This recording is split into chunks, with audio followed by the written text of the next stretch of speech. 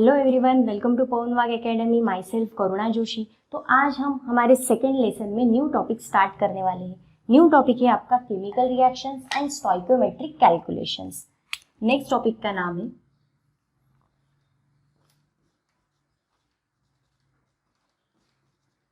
Chemical reactions and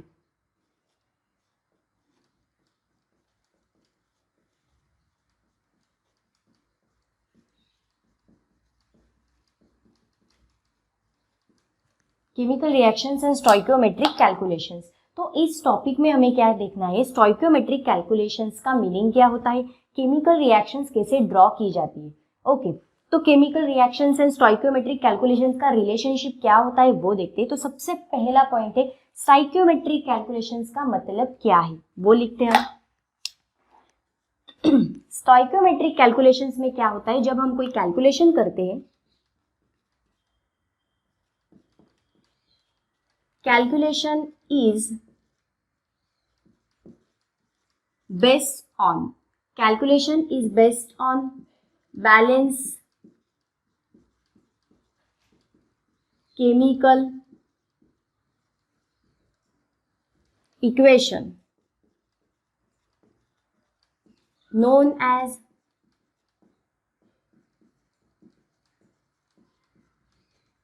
stoichiometric calculations. और इसके बाद और एक लिखते balance chemical equation is symbolic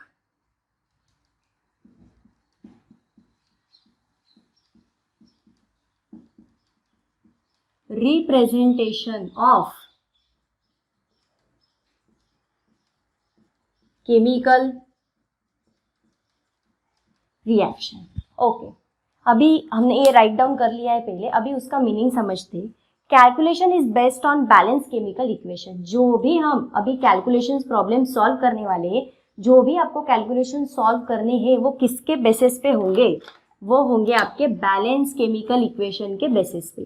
chemical reaction में आप जो भी कैलकुलेशन सॉल्व करने वाले हो, तो केमिकल रिएक्शन में क्या करना पड़ेगा आपको, जो केमिकल इक्वेशंस होंगे उसको बैलेंस करना पड़ेगा। लाइक अभी रिएक्टेंट और प्रोडक्ट साइड जो भी होगी हमारी, तो वो बैलेंस होनी चाहिए, उसका मास बैलेंस होना चाहिए, उसके नंबर ऑफ मोल्स बैलेंस होने चाहिए। लाइक अभी हम एग्जांपल लिखते हैं, कैलकुलेशन, ऐसे कैलकुलेशंस करने हमें स्टोइकियोमेट्रिक कैलकुलेशंस में। तो कैलकुलेशंस में क्या होगा, जो भी केमिकल रिएक्शंस हमारी होगी कैलकुलेशन में प्रॉब्लम में, तो वहां पे क्या होना चाहिए, आपका जो केमिकल इक्वेशन हो वो बैलेंस होना चाहिए। लाइक अभी हम एग्जांपल देखते हैं, मैग्नीशियम की रिएक्शन हो रही है हमारी ऑक्सीजन के साथ। ओके, मैग्नीशियम का बर्निंग हो रहा है। बर्निंग, कंबशन मतलब आपका ऑक्सीजन, बर्निंग जब होती है, कंबशन जब होता है, तब आपका ऑक्सीजन प्रेजेंट होता है। अगर आपका ऑक्सीजन प्रेजेंट नहीं है तो वहां पे बर्निंग नहीं है, वहां पे कंबशन नहीं है। ऑक्सीजन प्रेजेंट है मतलब वो बर्निंग कर रहा है, कंबशन कर रहा है। तो मैग्नीशियम का कंबशन हो रहा है, इट गिव्स, देन प्रोडक्ट क्या मिलेगा आपको, मैग्नीशियम ऑक्साइड। तो ये हो गई हमारी रिएक्शन। ओके, ये हो गई हमारी केमिकल रिएक्शन। लेकिन हमें बोला किस बारे में है, based on balance chemical equation. अभी ये जो हमने केमिकल रिएक्शंस राइट डाउन किए, इसको बैलेंस करना पड़ेगा। सबसे इंपॉर्टेंट चीज है, हम क्या करते हैं, रिएक्शन तो लिख देते हैं, लेकिन केमिस्ट्री में बहुत लोगों का यही प्रॉब्लम है कि उनको केमिकल रिएक्शंस बैलेंस करनी नहीं आती है। अगर आपको केमिकल रिएक्शंस बैलेंस करनी नहीं आती तो ऑब्वियसली आपको डिफिकल्टी जाएगा, क्योंकि आप पूरे केमिस्ट्री में आपको वही देखना है। आप ऑर्गेनिक में जाओगे, इनऑर्गेनिक में जाओगे, फिजिकल में देखोगे तो आपको वही दिखेगा। वो केमिकल रिएक्शंस बैलेंस करनी आनी चाहिए, बहुत इजी वे है उसको बैलेंस करने का। लेकिन हम अगर वो कंसेप्ट जो होता है, अगर हमने वो अंडरस्टैंड कर लिया तो फिर बाकी कोई डिफिकल्ट चीज़ नहीं है हमारे लिए। मैग्नीशियम को हमने कंबशन दिया, बर्निंग दी, फिर फॉर्म हुआ आपका मैग्नीशियम ऑक्साइड। लेकिन यहाँ पे क्या हो रहा है, आपके ऑक्सीजन के 2 मॉलिक्यूल से यहाँ पे कितने दिख रहे। अगर हम मैग्नीशियम के बारे में देखें तो मैग्नीशियम कितना है हमारा, यहाँ पे 1 है, मतलब वो बैलेंस है, उसका कोई इश्यू नहीं था। लेकिन ऑक्सीजन का क्या है, यहाँ पे ऑक्सीजन आपके 2 है, लेकिन यहाँ पे तो दिख 1 ही रहा है। और हमने क्या देखा, रिएक्टेंट साइड, ये आपकी रिएक्टेंट साइड है, ये आपकी प्रोडक्ट साइड है। तो रिएक्टेंट साइड में क्या हो रहा है, ऑक्सीजन के 2 मॉलिक्यूल्स है और प्रोडक्ट साइड में एक ही दिख रहा है। हमें रिएक्टेंट एंड प्रोडक्ट साइड में सेम चाहिए, बैलेंस होनी चाहिए वो। Okay, reactant and product side में हमें मास जो भी होंगे उनके वो सिमिलर होने चाहिए, जो भी नंबर ऑफ मोल्स होंगे वो सिमिलर होने चाहिए। तो यहाँ पे तो आपके 2 ऑक्सीजन है, यहाँ पे आपका 1 ऑक्सीजन है। फिर क्या करना पड़ेगा हमें, बैलेंस, सबसे इंपॉर्टेंट चीज है, उसको हमें बैलेंस करना पड़ेगा। तो कैसे करोगे, मैग्नीशियम का तो कोई इशू नहीं था, ऑक्सीजन के 2 थे, तो हम क्या करेंगे, यहाँ पे 2 लिख देंगे। तो ऑक्सीजन हो गए आपके 2, तो ऑक्सीजन तो बैलेंस हो गया, लेकिन अभी क्या हो गया, 2 यहाँ एडजस्ट किया हमने, बैलेंस किया, तो मैग्नीशियम के भी 2 मॉलिक्यूल्स हो गए। तो हम यहाँ क्या करेंगे, मैग्नीशियम के आगे भी 2 लिख देंगे। ओके, तो 2 मैग्नीशियम, अभी देखो रिएक्शन बैलेंस हुई है या नहीं हुई है, reactant side and product side same number of moles होने चाहिए आपके। तो है क्या, वो देखो, 2 मैग्नीशियम है, यहाँ पे 2 मैग्नीशियम है, 2 ऑक्सीजन है, यहाँ पे हमारे 2 ऑक्सीजन है। तो अभी ये रिएक्शंस फुल्ली बैलेंस है। तो केमिकल रिएक्शन में हमारे जो इक्वेशंस है वो बैलेंस होने चाहिए रिएक्टेंट एंड प्रोडक्ट साइड में। तो ऐसे हमें कैलकुलेशंस में देखना है। तो कैलकुलेशंस में आपको केमिकल रिएक्शंस में केमिकल इक्वेशन बैलेंस करनी होगी, तो उसको बोलेंगे हम स्टोइकियोमेट्रिक कैलकुलेशंस। वो कौन सी कैलकुलेशंस होगी, आपके stoichiometric calculations. Then next topic देखते हैं, balance chemical equation is a symbolic representation of chemical reaction. यही पार्ट है, हमने ये केमिकल रिएक्शन देख ली, मतलब केमिकल रिएक्शन देख ली। तो केमिकल रिएक्शन में क्या हुआ है, जो हमारे केमिकल इक्वेशंस है वो कैसे दिखाए हमने, सिंबॉलिक रिप्रेजेंटेशन में, सिंबॉलिक वे में हमें उसमें रिप्रेजेंट किया है हमने। ओके, तो ये हो गया balance chemical equation symbolic representation में, केमिकल रिएक्शन में हमने वो दिखाया है।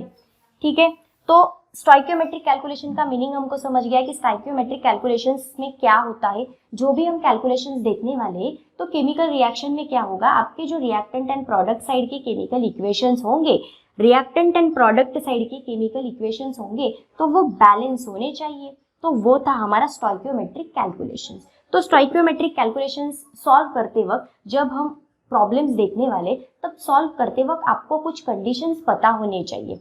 ओके, तो वो कंडीशंस देखते हैं। वो कंडीशंस क्या होगी, पहली कंडीशन ये होगी आपकी, यही रिएक्शन पे फोकस करो। पहली जो आपकी कंडीशन होगी वो क्या होगी, आपका जो मास है, the mass of reactant and product side are equal, the mass of reactant and product side are equal. जो भी इनका मास आएगा वो सिमिलर होना चाहिए। और अगर आपने केमिकल रिएक्शंस ठीक से बैलेंस की हो तो आपका मास भी एक्यूरेट ही आएगा। अगर आपने कोई गड़बड़ कर दी हो तो कम ज़्यादा हो जाएगा मास में।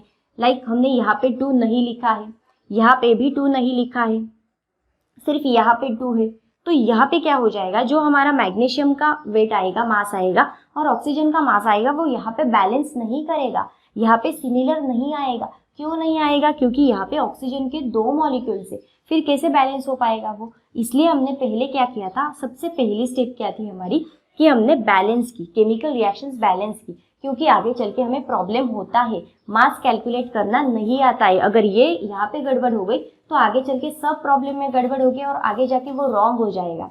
तो इसके लिए पहला हमें पता होना चाहिए, पहली कंडीशन क्या होती है, आपके रिएक्टेंट एंड प्रोडक्ट साइड के जो मास होते हैं वो सेम होने चाहिए, ओके, इक्वल होने चाहिए। Then again number of moles जो होंगे वो भी इक्वल होने चाहिए। लाइक हमने देखा 2 मैग्नीशियम है तो 2 मैग्नीशियम है, यहाँ पे 2 ऑक्सीजन है तो 2 ऑक्सीजन है। ओके, तो जो नंबर ऑफ मोल्स है आपके वो भी इक्वल होने चाहिए, ये हमारी सेकंड कंडीशन है। नंबर ऑफ मासेस जो थे हमारे वो सेम होने चाहिए, नंबर ऑफ मोल्स जो है वो सेम होने चाहिए। देन नेक्स्ट देखते हैं हम रिएक्टेंट एंड प्रोडक्ट का जो वॉल्यूम ऑफ गैसेस होता है वो एसटीपी पे होना चाहिए, एट एसटीपी पे, मतलब स्टैंडर्ड टेम्परेचर प्रेशर पे होना चाहिए, मतलब 0 degree Celsius at what atmospheric pressure पे वो होना चाहिए। ये हमारी थर्ड कंडीशन है स्टोइकियोमेट्रिक कैलकुलेशन सॉल्व करने के लिए। देन क्या हो जाता है, ये तो हमने कंडीशन देख ली कि क्या कैसे हम सॉल्व कर सकते हैं, लेकिन क्या होता है जब हम एक्चुअल में स्टोइकियोमेट्रिक कैलकुलेशंस के प्रॉब्लम सॉल्व करते हैं तब आपको कुछ प्रॉब्लम्स क्रिएट होते हैं। लाइक कैसे प्रॉब्लम क्रिएट होंगे, मास में प्रॉब्लम, रिएक्टेंट का मास डिफरेंट आएगा, प्रोडक्ट का मास डिफरेंट आएगा, मास में इशू हो जाएंगे, मास में प्रॉब्लम दिखेंगे। देन नेक्स्ट क्या होगा, वॉल्यूम वॉल्यूम में प्रॉब्लम दिखेंगे। अगर वो गैसियस होंगे, गैसियस मॉलिक्यूल होंगे, तो उनका वॉल्यूम भी डिफरेंट डिफरेंट आएगा, रिएक्टेंट में अलग होगा, प्रोडक्ट में अलग होगा, तो वॉल्यूम वॉल्यूम में प्रॉब्लम आएगा। देन अगेन मास वॉल्यूम में प्रॉब्लम आएगा, मिक्स हो जाएंगे, मास मास में प्रॉब्लम दिखेगा पहले तो, देन सेकेंड आपको दिखेगा वॉल्यूम वॉल्यूम में प्रॉब्लम होगा, देन थर्ड आप अगर देखोगे तो उसमें क्या होगा, मास वॉल्यूम में प्रॉब्लम होगा। दोनों में, मास में दिखेगा तो कभी वॉल्यूम में दिखेगा, मास वॉल्यूम में प्रॉब्लम दिखेगा। तो ऐसे प्रॉब्लम्स क्रिएट होते हैं स्टोइकियोमेट्रिक कैलकुलेशंस में। Okay, then stoichiometric calculation solve करने का कुछ स्टेप्स भी है कि किस स्टेप से, किस वे से हम वो प्रॉब्लम सॉल्व कर सकते हैं। तो सबसे पहली स्टेप क्या होती है, जो केमिकल इक्वेशन होगा उसको बैलेंस करो, जैसे हमने पहले किया। सबसे पहले क्या किया हमने, हमें केमिकल रिएक्शन दी थी उसको क्या किया हमने, पहले बैलेंस कर दिया। यहाँ पे आपके 2 ऑक्सीजन कर दिए, फिर 2 मैग्नीशियम क्रिएट हो गए, तो यहाँ पे हमने 2 मैग्नीशियम लिख दिए। मतलब सबसे पहले हमने क्या किया, केमिकल इक्वेशन को बैलेंस किया केमिकल रिएक्शन में।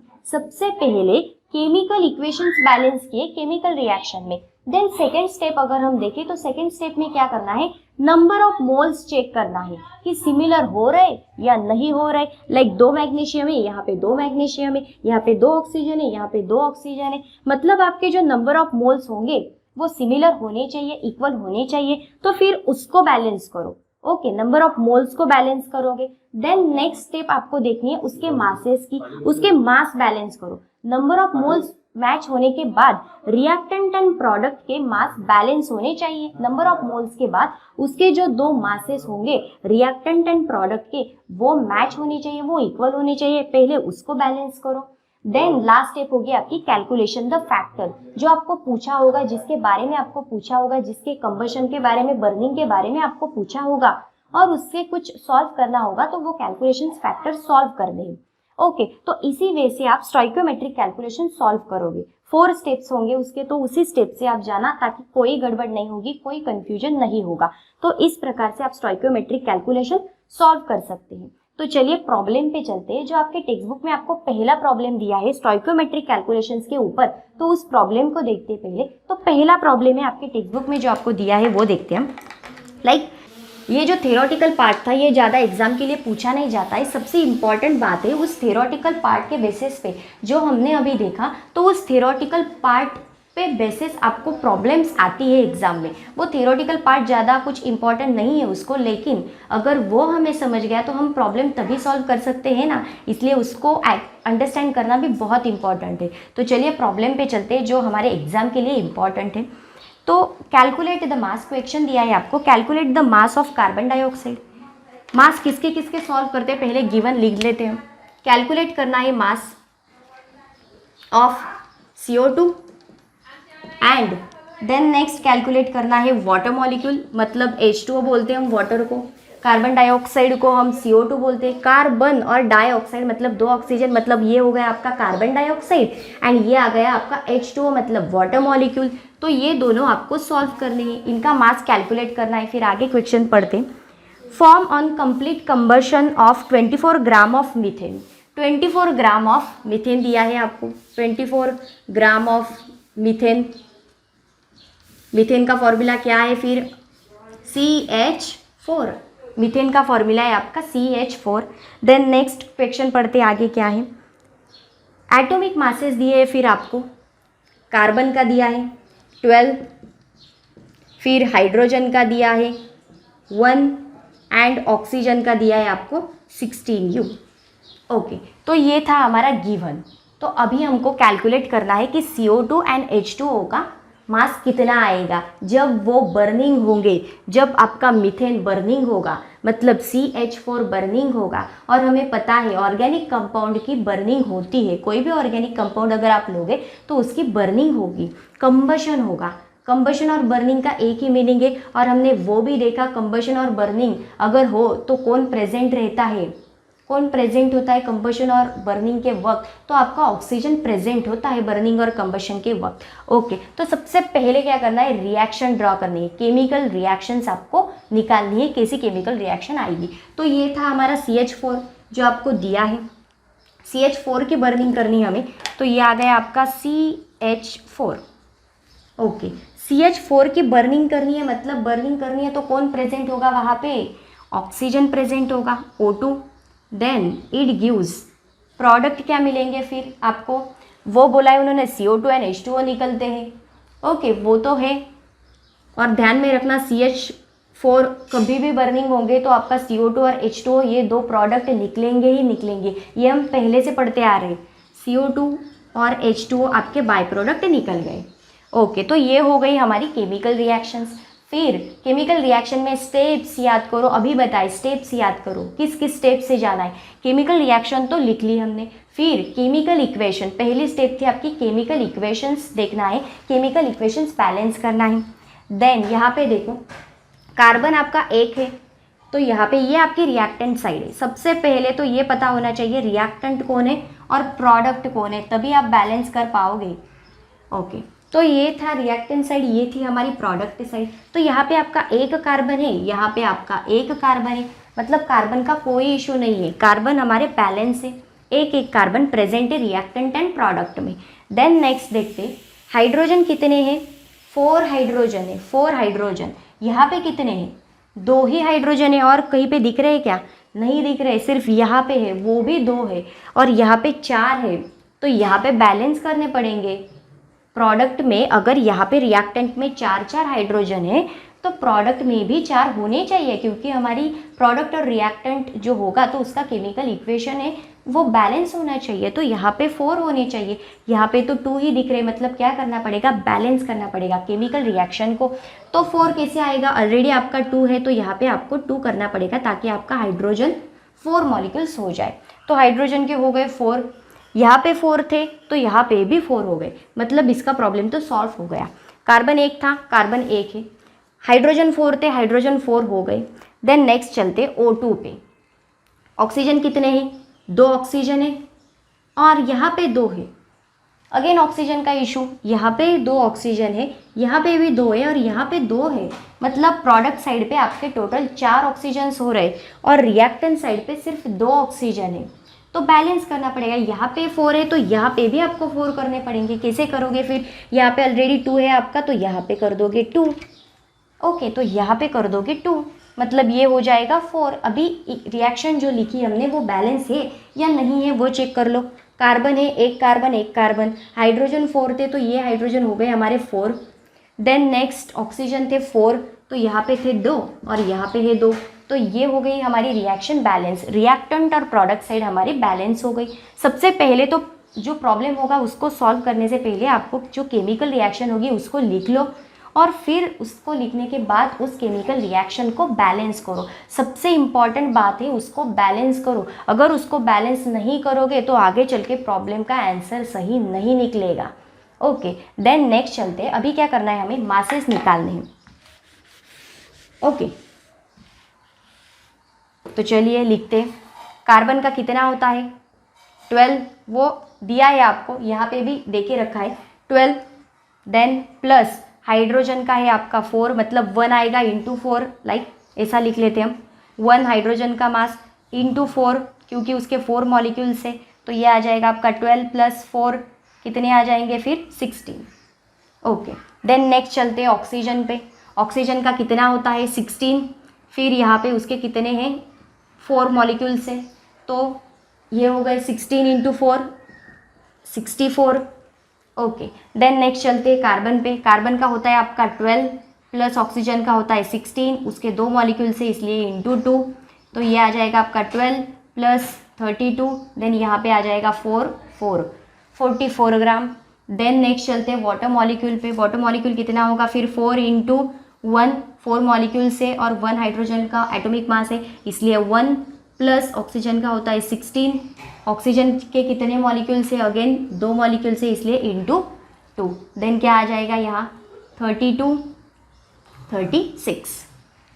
ओके तो ये आ गए एटॉमिक मास, हमें मिल गए हर एक कंपाउंड के, यहाँ पे लिखे हुए हर एक कंपाउंड का आपको मास एडजस्ट करना है। सेकेंड स्टेप थी आपकी उसका मास एडजस्ट करो, मास को बैलेंस करो।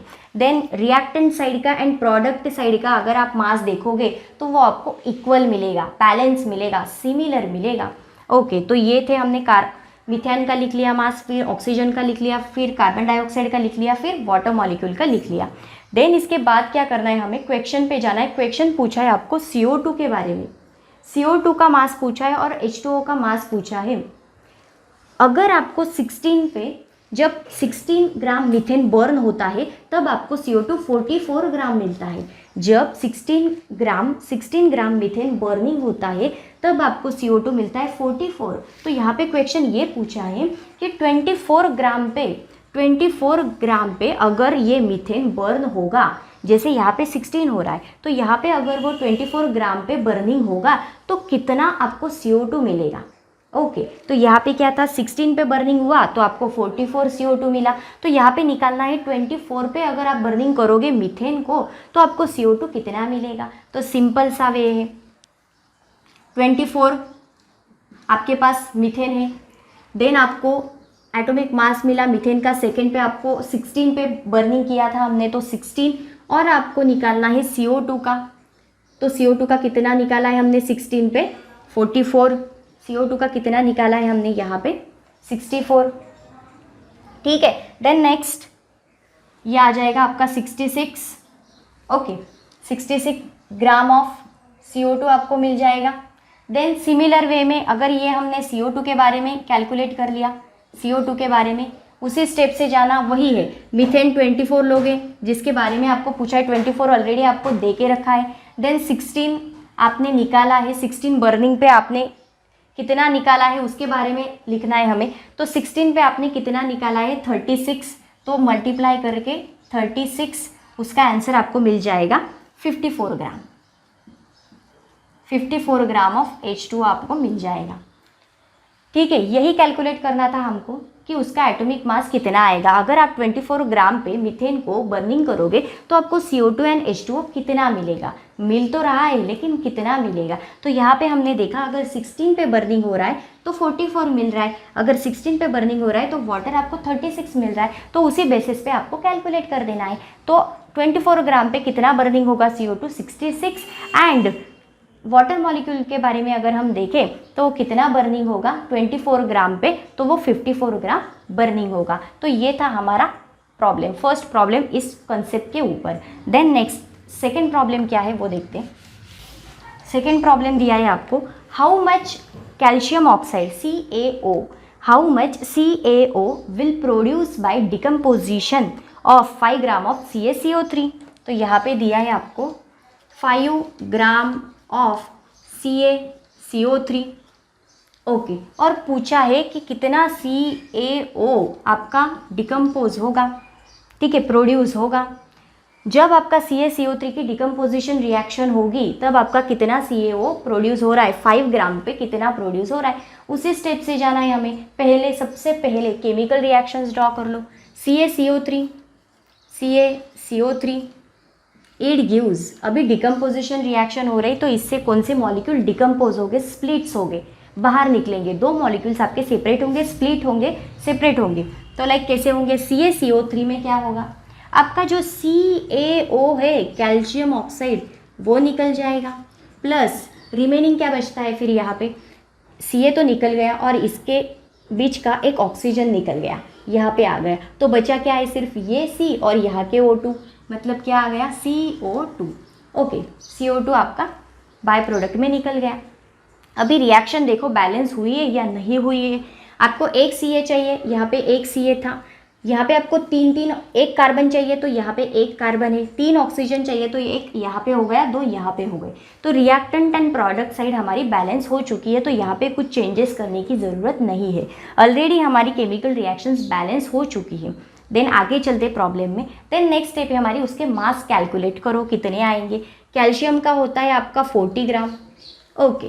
देन प्लस कार्बन का होता है 12, देन नेक्स्ट प्लस होगा ऑक्सीजन का 16, ऑक्सीजन के 3 मॉलिक्यूल है इसलिए 3, तो ये आ जाएगा आपका 40 प्लस, तो ये टोटल मिलेगा आपको 100, ठीक है, ये टोटल उसकी आएगी 100 ग्राम में। 40 प्लस 12 प्लस 16 इंटू 3, तो टोटल मिल जाएगी आपको 100। देन नेक्स्ट कैल्शियम ऑक्साइड में चलते हैं। कैल्शियम का मिलेगा आपको 40 प्लस ऑक्सीजन का आएगा आपका 16, ठीक है, तो ये मिल जाएगा आपको 6, 5, 56। देन नेक्स्ट यहाँ पे कार्बन का 12 प्लस ऑक्सीजन का होगा 16 इंटू 2। देन यहाँ पे क्या आएगा 12 प्लस 32 44, ठीक है 44 ग्राम आपको यहाँ पे मिल जाएगा। तो ये मिल गया 100 ग्राम, ये मिल गया आपको 56 ग्राम, ये मिल गया आपको 44 ग्राम्स। तो यहाँ पे हमने मास कैलकुलेट कर लिए, उसके जो मास थे वो हमने कैलकुलेट कर लिए। पूछा था आपको CaO कितना आएगा 5 ग्राम के लिए, तो यहाँ पे 100 ग्राम के लिए कितना आया CaO 56 ग्राम आया। 100 ग्राम के लिए 56 ग्राम आया, 100 ग्राम के लिए 56 ग्राम आया। तो 5 ग्राम के लिए CaO कितना आएगा, 5 ग्राम के लिए CaO कितना आएगा, तो वो हमें कैलकुलेट करना है। तो सिंपल सी बात है, 5 ग्राम आपको दे के रखा है, उसी स्टेप से जाना जो हमने पहले इक्वेशन में देखा। 5 ग्राम और फिर हमने 100 ग्राम का निकाला, तो 100 ये था आपके कैल्शियम CaCO3 के बारे में। ओके, देन नेक्स्ट 5/100 कर दिए हमने। देन मल्टीप्लाई करना है जिसके बारे में हमको पूछना है, जिसके बारे में हमको निकालना है। तो CaO के बारे में हमें निकालना है, तो ये आ जाएगा आपका 56, ठीक है। अगर आप इसको कैलकुलेट करके देखोगे तो आपका आंसर मिल जाएगा 2.8। ओके, 2.8 आपको आंसर मिल जाएगा। तो 2.8 ग्राम क्या आएगा हमारा CaO। 5 ग्राम पे कितना डिकम्पोज हो रहा है, 5 ग्राम पे डिकम्पोज हो रहा है आपका 2.8 gram of calcium oxide CaO। 2.8 gram of calcium oxide आपका डिकम्पोज प्रोड्यूस हो रहा है 5 ग्राम ऑफ CaCO3 से। ओके, तो ये था हमारा सेकेंड प्रॉब्लम इस कंसेप्ट के ऊपर। Then chemical reaction and stoichiometric calculations के ऊपर और एक प्रॉब्लम आपको दिया है, वो देखते हैं हम क्या है। तो आपको प्रॉब्लम नंबर 2.13 में दिया है, how many litres of oxygen. क्या पूछा है, how many litres of oxygen at STP are required. Oxygen के बारे में पूछा है, वो भी लीटर में। ऑक्सीजन के बारे में पूछा है, वो लीटर में, वो कैलकुलेट करना है कि वो रिक्वायर्ड है। How many litres of oxygen at STP are required to burn completely 2.2 gram of propane. 2.2 gram of, formula है उसका C3H8। ओके, तो इतना आपको क्वेश्चन में पूछा है, ठीक है। कितना oxygen, litres of oxygen required है 2.2 ग्राम ऑफ प्रोपेन को बर्न करने के लिए। ये जो प्रोपेन है आपका 2.2 ग्राम ऑफ प्रोपेन, इसको बर्न करने के लिए आपको कितना ऑक्सीजन रिक्वायर्ड है, ये हमें कैलकुलेट करना है। ओके, तो सबसे पहले हमें पता है क्या करना है, रिएक्शन के ऊपर जाना है, कैसी रिएक्शन आएगी वो। तो चलिए रिएक्शन देखते हैं। C3H8 okay, react with, burn हो रहा है, तो हमें पता है बर्निंग में क्या आता है, जब कंबशन होता है, बर्निंग होता है, तब क्या होता है, आपका ऑक्सीजन प्रेजेंट रहता है। तो ये आ गया आपका O2। देन इट गिव्स, हमें पता है जब बर्निंग की रिएक्शन होती है तो आपको प्रोडक्ट क्या मिलता है, हमने पहले भी देखा, जब बर्निंग की, कंबशन की रिएक्शन होती है तो आपको प्रोडक्ट क्या मिलता है, प्रोडक्ट मिलता है आपको CO2 and CO2 plus H2O।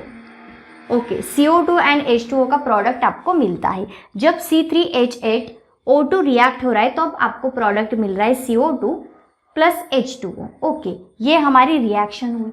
Reaction तो हमने लिख ली, लेकिन सबसे इम्पॉर्टेंट बात है कि रिएक्शन बैलेंस कैसी होगी, बैलेंस है या नहीं है वो तो चेक करनी पड़ेगी ना हमें।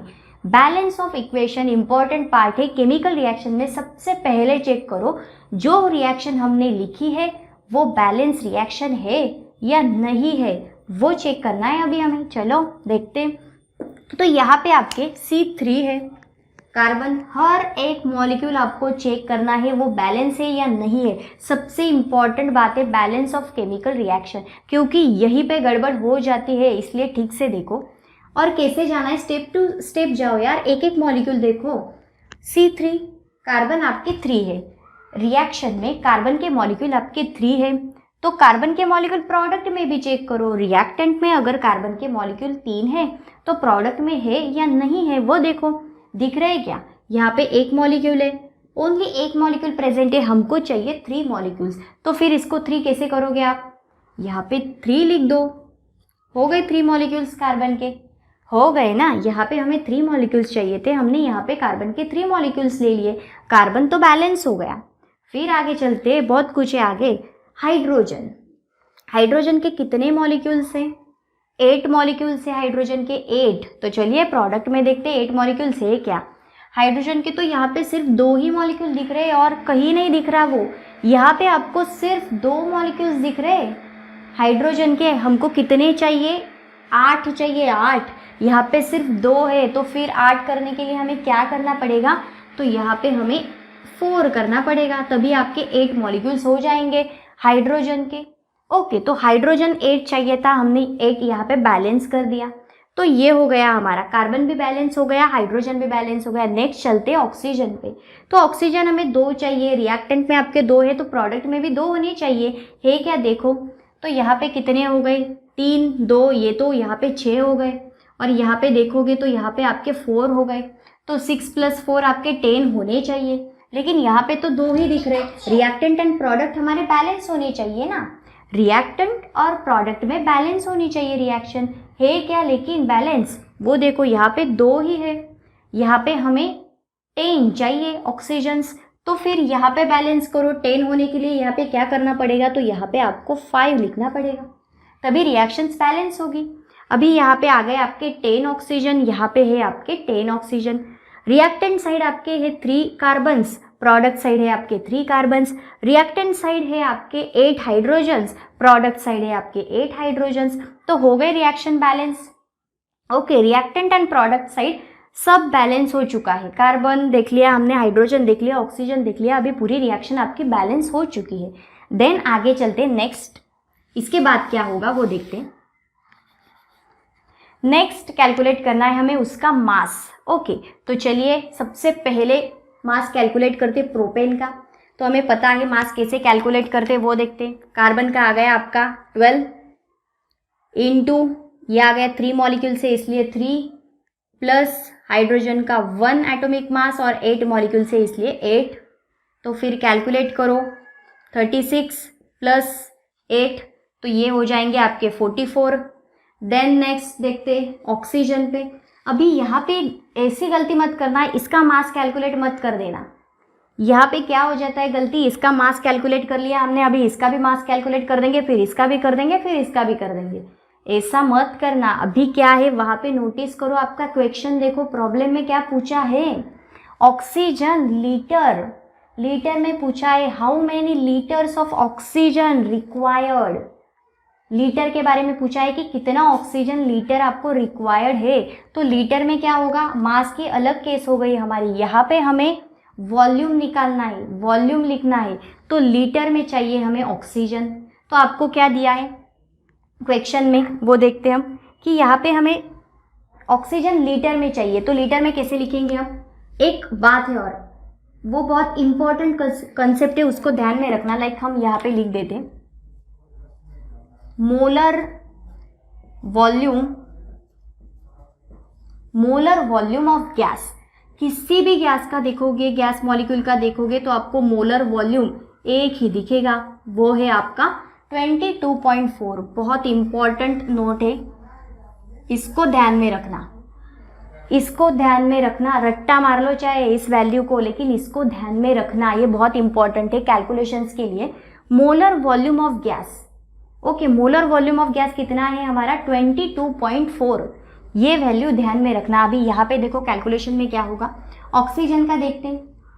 ऑक्सीजन में क्या लिखोगे फिर? अभी आपको पता चल गया कितना है, ये गैस है और हमें क्या लेना है, वॉल्यूम कितना लेते हैं हम? 22.4 लेते हैं। तो यहाँ पे आ जाएगा आपका 22.4।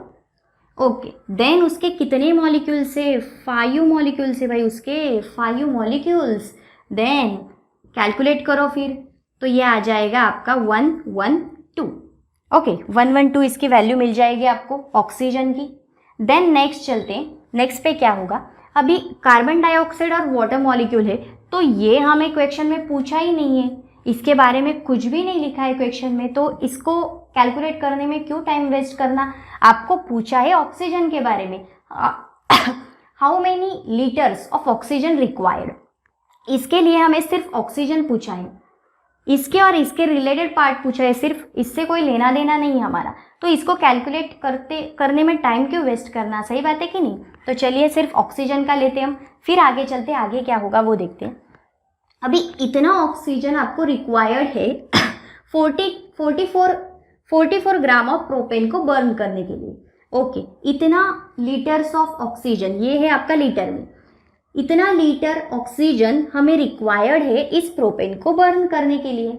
तो यहाँ पे 44 है, तो इतना ऑक्सीजन है मतलब 112 अपॉन, तो इस प्रोपेन को बर्न किया 44 पे। ओके, देन नेक्स्ट क्या दिया है आपको, जो दिया है 22 पॉइंट ग्राम का निकालना है हमें कि 22 पॉइंट ग्राम पे कितना ऑक्सीजन लीटर आपको लगेगा, तो उसके बारे में कैलकुलेट करना है। तो 2.2, ओके, तो इसको कैलकुलेट करो, आपको आंसर मिल जाएगा 5.6 आपको आंसर मिल गया। मतलब 5.6 लीटर आपको नीडेड है ऑक्सीजन, 5.6 नीडेड है आपको ऑक्सीजन बर्न करने के लिए 2.2 ग्राम ऑफ प्रोपेन। कितना ऑक्सीजन नीडेड है हमें 5.6। तो ये था आपका प्रॉब्लम का सॉल्यूशन।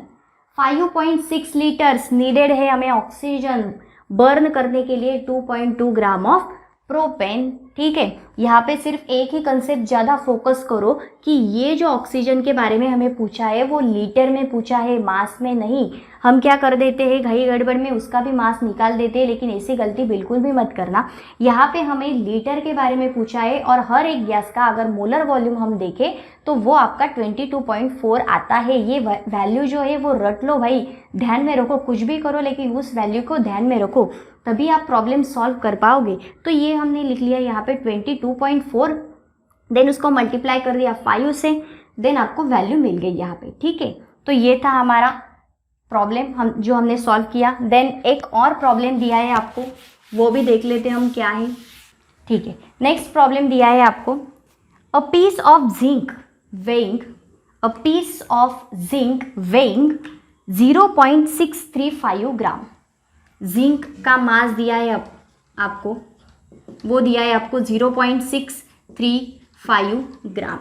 देन नेक्स्ट पढ़ते हैं क्वेश्चन में और क्या दिया है, when treated with access of dilute H2SO4। अभी यहाँ पे रिएक्शन भी सिमिलरली ड्रॉ करो। क्या बताइए यहाँ पे, व्हेन ट्रीटेड विथ मतलब zinc treated with H2SO4। Okay, यहाँ तक तो हो गया। देन आगे देखते हैं, treated with H2SO4 liberated 200 centimetre cube of hydrogen. क्या लिबरेट कर रहा है वो, 200 centimetre cube of hydrogen. Then next पढ़ते हैं, at STP calculate the percentage purity of zinc sample. फिर आपको कैलकुलेट करना है percentage purity of zinc. Okay, तो ये लिख लिया हमने, रिएक्शन भी लिख ली। जिंक ट्रीटेड हो रहा है H2SO4 के साथ, फिर आगे की रिएक्शन हमें कंप्लीट करनी है। रिएक्शन क्या होगी, ये Zn रिएक्ट होगा इसके साथ, मतलब फॉर्म करेगा यहाँ पे ZnSO4 प्लस, फिर बच क्या रहा है सिर्फ आपका हाइड्रोजन, तो H2। ओके, यहाँ पे रिएक्शन आपकी बैलेंस होगी। बहुत इजी रिएक्शन थी जो इजीली बैलेंस हो गई। Zn प्लस H2SO4, देन आपको प्रोडक्ट मिल गया है, Zn H2SO4 के साथ चला गया, उसने प्रोडक्ट फॉर्म कर दिया यहाँ पे, और जो आपका हाइड्रोजन था वो बाहर निकल गया, बाय प्रोडक्ट निकल गया। ओके, ये थी हमारी रिएक्शन। देन नेक्स्ट क्या करते हैं हम, उसका mass find out. Then zinc का मास होता है आपका 65। ओके, जिंक का मास होता है आपका 65। देन नेक्स्ट देखते, H2SO4 के बारे में हमें कोई लेना देना नहीं, उसके बारे में कुछ भी पूछा नहीं है। पूछा किसके बारे में, हाइड्रोजन के बारे में। तो हाइड्रोजन पे चलते, जिंक और हाइड्रोजन का ही जिक्र किया है आपके प्रॉब्लम में, तो उसी पे फोकस करो ना, ये छोड़ दो, इनकी कोई ज़रूरत नहीं है। H2SO4 का कोई जिक्र नहीं है, ZnSO4 का भी कोई जिक्र नहीं है तो हमारे हाइड्रोजन के बारे में। उन्होंने सिर्फ जिंक एंड हाइड्रोजन के बारे में पूछा है, तो यहाँ पे जिंक का होता है 65। ओके, उसका मास होता है 65। देन चलते हैं हाइड्रोजन पे। अभी हाइड्रोजन भी क्या बताया आपको, 200 सेंटीमीटर क्यूब, मतलब लीटर है, यहाँ पे लीटर के बारे में पूछा है फिर से। फिर आपको क्या करना पड़ेगा, लीटर के बारे में पूछा है तो क्या करोगे आप, यहाँ पे कितना लीटर होता है अभी देखा हमने, मोलर वॉल्यूम ऑफ गैस कितना होता है, हर एक गैस का सिमिलर होता है, वो होता है आपका 22.4। ओके, ये आ गया आपका 65, देन यहाँ पे आ गया आपका 22.4। ओके, देन नेक्स्ट देखते, इतने अमाउंट ऑफ जिंक 65 लिया हमने, फिर हाइड्रोजन देखते 22.4 इनटू, अभी यहाँ पे क्या गलती हो जाती है, हम क्या करते हैं, जितना हाइड्रोजन हमें दिया है वो जो वैल्यू होती है वो डायरेक्टली यहाँ पे शिफ्ट कर देते, लेकिन ऐसी गलती करना नहीं, हमें ये डायरेक्टली वैल्यू हमें शिफ्ट नहीं करना है, हमें चाहिए लीटर में वैल्यू हमें वहाँ पे शिफ्ट करनी है। लेकिन ये तो आपकी सेंटीमीटर क्यूब में वैल्यू है, 200 सेंटीमीटर क्यूब है वो, तो आपको उसे लीटर में पहले कन्वर्ट करना पड़ेगा, फिर आप वो वैल्यू यहाँ पे डाल सकते हो। लाइक सिंपल सी बात है, 200 सेंटीमीटर क्यूब मतलब उसको क्या लिखोगे आप, उल्टा कर दो 0.200 लीटर, ये आ गई आपको लीटर में वैल्यू, सिंपल है, 0 लगा दिया उसके आगे 0.200 लीटर, ऐसा डायरेक्टली नहीं आया तो उसके साथ भी चलते, कंसेप्ट के साथ कैसा होगा, लाइक 200 सेंटीमीटर क्यूब मतलब कितना ml होता है आपका, तो 200 ml होता है, बराबर, क्योंकि 1 सेंटीमीटर क्यूब हम देखें तो वो 1 ml होता है, तो ऑब्वियसली 200 सेंटीमीटर क्यूब हम देखें तो वो होगा आपका 200 ml। देन नेक्स्ट, अगर 200 ml के बारे में देखेंगे तो 200 ml में क्या होता है आपका, 200 ml का कन्वर्जन अगर 1 ml होता है आपका 1000 के बराबर, 1000 लीटर के बराबर। ओके, तो 200 ml कैसे होगा आपका 2.00 लीटर। ओके, ये भी आ गया, ये भी ध्यान में रखना, ठीक है। तो यहाँ पे हमें कौन सी वैल्यू डालनी पड़ेगी, फिर लीटर की वैल्यू डालनी है, सेंटीमीटर क्यूब की वैल्यू नहीं डालनी है, लीटर में जो मिला है हमें वो डालना है। तो यहाँ पे आएगा आपका 0.200 लीटर। Okay, 0.00 litre. देन इसकी वैल्यू हमें कैलकुलेट करनी है, वो मिल जाएगी आपको 0.58। ओके, 0.58 वैल्यू आपको मिल जाएगी। देन नेक्स्ट क्या पूछा है, इसके बारे में नहीं पूछा था हमें, पूछा किसके बारे में, क्वेश्चन क्या पूछा है हमें, percent of purity find out करनी है हमें जिंक की, percent of purity find out करनी है जिंक की। तो आगे चलते, आगे देखते क्या होता है। परसेंट ऑफ प्योरिटी का फॉर्मूला यूज करना है अभी हमें, percent purity is equal to, अभी उसका फॉर्मूला क्या होता है, जो आपका मास होता है, मास ऑफ प्योर सैंपल का मास ऑफ, ये उसका फॉर्मूला है, mass of pure sample upon total mass of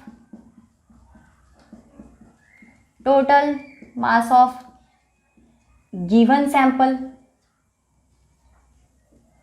okay, percent purity का क्या फॉर्मूला है, mass of pure sample upon total mass of given sample.